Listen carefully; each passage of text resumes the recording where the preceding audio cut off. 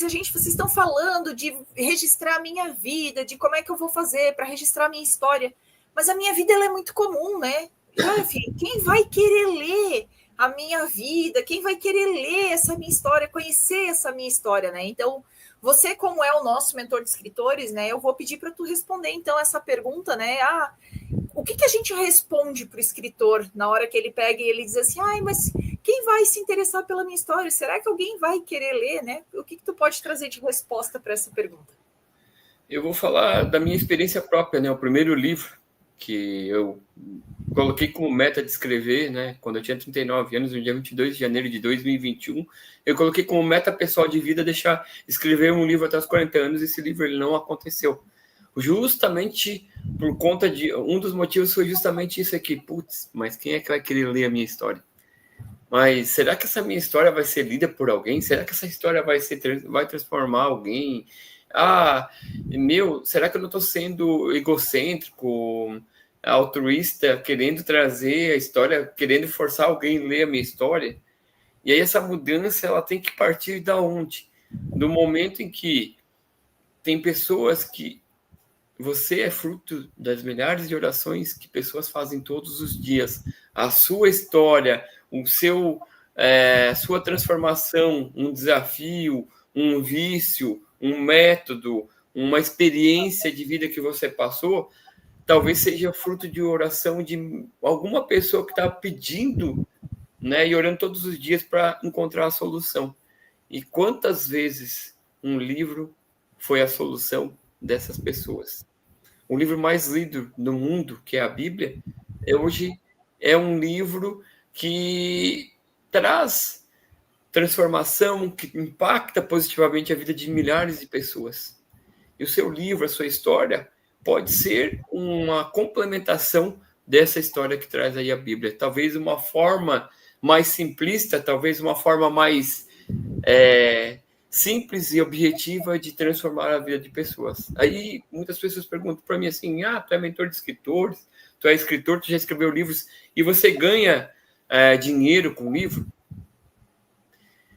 Eu até diria para ti que viver de livro hoje é um pouco mais complexo, mas o fato de você se tornar autoridade e transformar a vida de outras pessoas, o fato de você ter a tua história contada, como é o livro do CLT ao MKT, onde eu trago a minha jornada de transformação de um pai, de um marido, de um esposo que estava frustrado com a sua carreira profissional aos 39 anos de idade, decidi que já não fazia mais sentido trabalhar numa empresa e sim começar a empreender.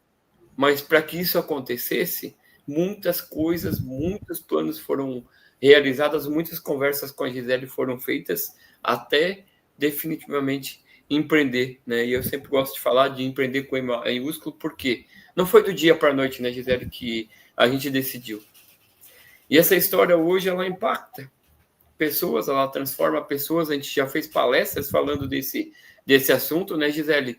E aí muitas pessoas perguntam assim, mas como é que vocês fizeram para empreender e hoje vivem tranquilamente? Porque empreender não é uma situação, tenho todo mês o meu salário que cai na conta, tenho isso, tem os benefícios. Empreender é você ser um resolvedor de problemas, só que a certeza da escrita do livro do CLT ao MKT me deixa firme no propósito de que aquela história, da maneira que ela foi contada, ela vai transformar vidas.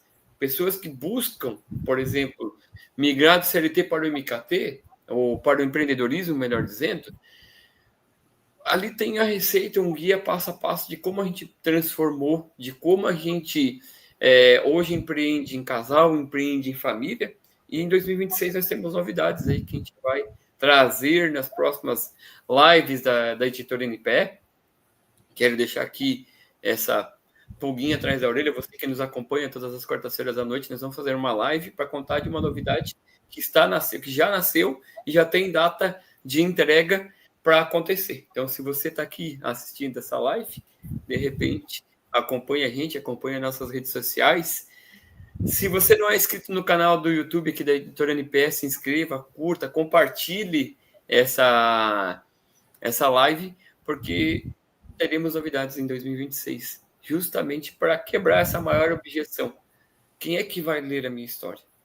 Tenha certeza de que, se houver uma pessoa que quiser ler a tua história, você já está impactando, já está transformando essa vida. E tenha certeza, se você impactar positivamente e transformar essa vida, ela vai te indicar para outras pessoas que passam pelos mesmos problemas semelhantes a ela. Né, Gisele? Exatamente. A gente tem que pensar que o extraordinário ele mora no cotidiano, né? Quando a gente fala que você contar a sua história, você, que nem o Jeff acabou de contar essa questão da história dele, o primeiro livro real impresso que a gente fez dele, a gente tem que pensar o que as pessoas elas estão buscando conexão com outras pessoas.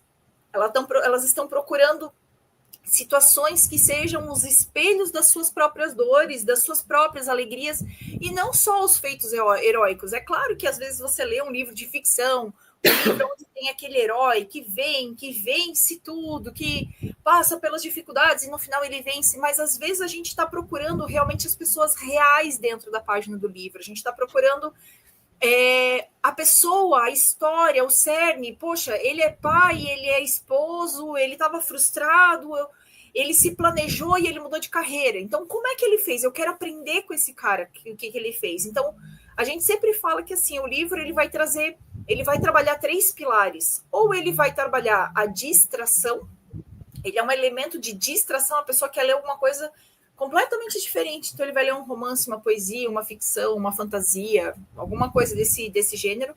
Ou ele está buscando alguma instrução, ele quer aprender alguma coisa, ou ele está buscando uma transformação. Ele quer aprender, ele quer ver a sua experiência, ele quer ver como você se transformou para que ele também possa se sentir transformado, né? E aí, quando a gente fala disso, a gente fala que o erro mais comum quando o escritor está escrevendo a sua própria história é ele tentar fazer uma linha cronológica muito fria. Ah, eu nasci, eu cresci, eu venci. Eu nasci, eu cresci, eu casei. Eu nasci, eu cresci, eu quebrei e me recuperei. Assim, ó, isso não é exatamente um livro. Por quê? Porque está faltando aquele quê de emoção. Está faltando aquele momento em que, poxa, e a transformação, e o que aconteceu, e o que ele passou, e eu não quero terminar de ler porque eu quero saber como é que acaba essa história, eu quero saber como é que ele se recupera, eu quero saber como é que ele se organizou, eu quero saber o que aconteceu. Então, quando a pessoa quer saber o que, ela quer saber, ela está interessada na tua história, a tua história está conectando com ela, não é simplesmente eu nasci em Cascavel, quando eu era criança, eu me orei em Curitiba, depois eu fui para Blumenau, depois eu fui para Curitiba de novo. Não é essa questão, não é isso que as pessoas querem saber. As pessoas querem saber como era o cheiro que você sentia, né? Então a gente tem que acessar as memórias profundas e conectar com essas memórias mais ancestrais das pessoas, né? Você tem que pegar e fazer a pessoa se despertar assim, ó, poxa, mas qual era a música que eu ouvia quando eu era adolescente? Qual era a textura daquela coberta que eu usava para me cobrir quando eu era criança, né? É uma situação diferente de a gente dizer assim, minha avó, ela cozinhava bem, né? Minha avó, ela cozinhava... Eu ia na casa da minha avó e ela cozinhava muito bem. É diferente de você pegar e dizer assim, ó, nossa, eu chegava na casa... Olha a diferença da emoção, tá? Minha avó cozinhava muito bem. Eu ia na casa dela, passava as tardes dela na casa dela comendo bolo. Nossa, quando chegava as férias, eu ia para casa da minha avó, eu entrava naquela cozinha, já sentia aquele cheiro de canela e daquele bule já ia saindo aquele cheirinho de café recém-passado. Numa tarde de chuva, a melhor coisa que me acontecia era sentar com ela, ouvindo ela contar as histórias dela, as histórias de quando ela era criança, enquanto a gente saboreava aquele bolinho de canela e tomando aquele cafezinho. Não disse a mesma coisa? Eu passava as tardes na casa da minha avó e a minha avó cozinhava bem. E toda a experiência que veio junto nessa contação de história, né? Então, quando a gente fala sobre a gente ter uma arqueologia sensorial, sobre a gente estar envolvendo e trabalhando a emoção desse leitor e se conectando com ele, é sobre isso que a gente está falando, né? É a gente trazer a nossa emoção, a minha experiência para conectar com a sua experiência, trazer as minhas memórias e as minhas emoções para conectar com as emoções e com as memórias do meu leitor, né? Vamos dizer que o leitor, né? Hoje a gente está numa fase, num mundo multipolarizado, né? Então, assim, de pegar um leitor que diga assim, ó, poxa, eu não tive. Vou trazer um exemplo para vocês de transformação, partindo desse exemplo que eu acabei de dar. Poxa, eu não tive contato com a minha avó. Você tem duas escolhas, leitor. Você pode ficar frustrado, poxa, e arrastando corrente, eu gosto de usar essa frase, do arrastar corrente, né? Você pode ficar arrastando corrente, ai, pobre de mim, eu não conheci minha avó, não tive essa experiência. Ou você pode transformar a sua vida a partir desse ponto. Poxa, esse escritor me trouxe, essa história me trouxe uma ideia muito legal. Na próximo momento que eu tiver uma folguinha, eu não vou esperar os meus netos, eu vou pegar os meus filhos, ou eu vou pegar o meu sobrinho, ou eu vou pegar os meus amigos, vou reunir os meus amigos e vou fazer alguma coisa que gere essa memória, né, para ele depois. Então, esse é o poder transformador de um livro. É a gente pegar, às vezes, as pessoas que não, às vezes até podem não ter memórias tão boas assim da sua vida até o momento da leitura do seu livro.